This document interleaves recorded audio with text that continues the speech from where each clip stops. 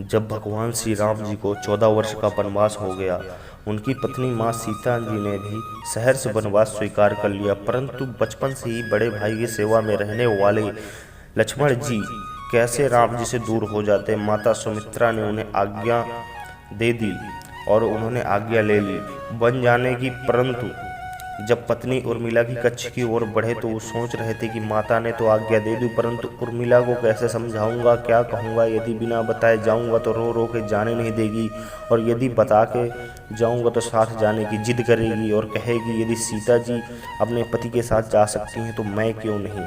ये सोचकर विचार करके लक्ष्मण जी अपने कच्छ की में जैसे ही पहुँचते हैं तो उर्मिला जी का आरती का थाल लेके खड़ी हुई थी और बोली, आप मेरी चिंता छोड़ दीजिए, प्रभु की सेवा में बन जाओ, मैं आपको कभी नहीं रोकूंगी, मेरे कारण आपकी सेवा में कोई बाधा ना आए, इसलिए साथ जाने की जिद भी नहीं करूंगी।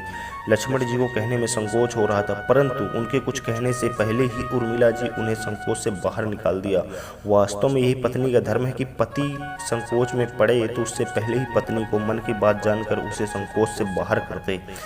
पत्नी का इतना त्याग और प्रेम देख के लक्ष्मण जी भी रो पड़े और उर्मिला जी ने एक दीपक जलाया और विनती की कि मेरी इस आस को कभी बुझने नहीं देना। लक्ष्मण जी चले गए, परंतु 14 वर्ष तक उर्मिला जी एक तपस्विनी की भांति कठोर तप किया। वन में भैया भाभी की सेवा में लक्ष्मण जी कभी सोए नहीं, परंतु उर्मिला जी अपने महलों के द्वार कभी बंद नहीं किए और सारी रात जागकर उस दीपक की लो बुझने नहीं दिया।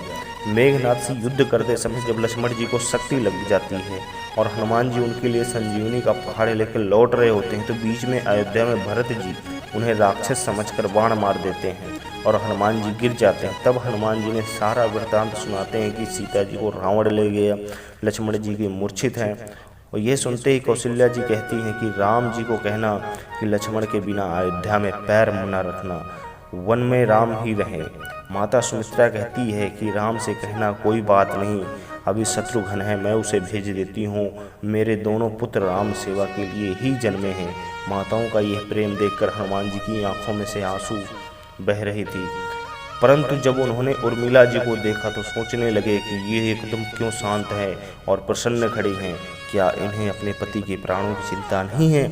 हनुमान जी पूछते हैं, देवी आपकी प्रसन्नता का क्या कारण है, आपके पति के प्राण संकट में हैं, सूर्य उदित होते ही सूर्य कुल का दीपक बुझ जाएगा। उर्मिला जी का उत्तर सुनकर तीनों लोगों का कोई भी प्राणी उसकी वंदना किए बिना नहीं रह पाएगा। उर्मिला जी बोली, मेरा दीपक संकट में नहीं है, वो बुझ ही नहीं सकता। रही सूर्योदय की बात तो चाहे आप कुछ दिन अयोध्या में विश्राम कर लीजिए, क्योंकि आपके बिना पहुँचे वहाँ सूर्य उदित हो ही नहीं सकता। आपने कहा कि प्रभु श्री राम मेरे पति को गोद में लेकर बैठे हैं, जो योगेश्वर राम की गोदी में लेटा हो काल भी उसे नहीं छू सकता। ये तो दोनों लीला कर रहे हैं।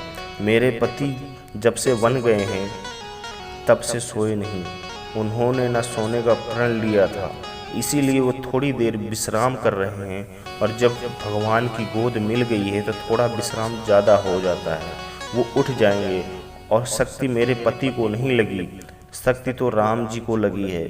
मेरे पति की हर सांस पर राम राम, हर धड़कन में राम, उनके रोम रोम में राम, उनके खून में एक एक बूंद में राम, और जब उनके शरीर में आत्मा में सिर्फ राम की शक्ति ही राम जी को ही लगी है। दर्द राम जी को हो रहा है, इसलिए हनुमान जी आप निश्चिंत होकर जाएं, सूर्य उदित नहीं होगा। वास्तव में सूर्य को इतनी ताकत नहीं थी कि लक्ष्मण जी को जगाने से पहले वो उदित हो जाए। एक पवित्र व्रता तपस्विनी का तप उनके सामने खड़ा था, और मेघनाथ को भी लक्ष्मण जी ने अयोध्या में बैठी एक तपस्विनी की उर्मिला ने